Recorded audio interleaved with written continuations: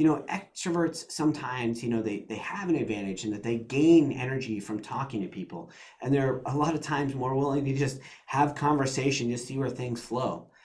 But at the same time, extroverts can do a little bit too much talking.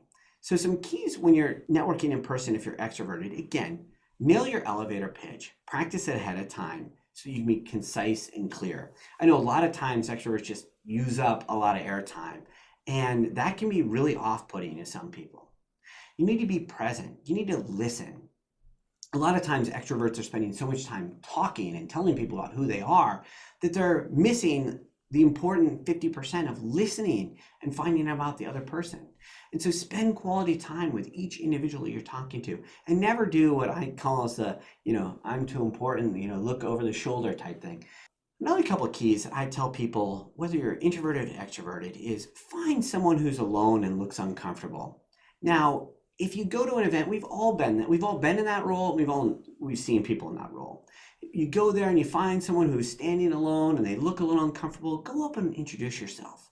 Go and just, say, hello, hey, I'm Kevin. Tell me your name, and find a little about them. You're going to take all that pressure off them. They're going to think so highly of you because you've gone and, taken them out of their uncomfortable place.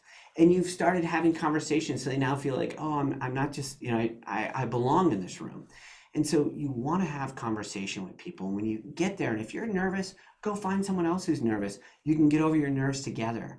But more importantly, if someone is nervous and they're standing alone, by going over and reaching out to them, you're going to have just raise your profile in their eyes, because all of a sudden this event is no longer this intimidating place, but now they can have a conversation with someone.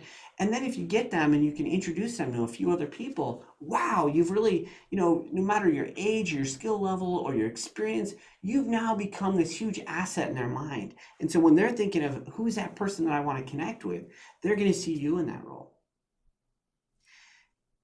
And when you get to the point where you're starting to pass out business cards, whether it's the shy person or someone you've just had a conversation with, only pass out the cards when it seems appropriate. After you've had the quality interaction, don't go up to someone and lead with your card, because if someone does that with me, I'm like, I don't know anything about you. I don't know anything about your company. I don't know if I want to take your card. As you're having that conversation and you want to continue it, just say, hey, well, could I grab your business card so that I can follow up with you at some point?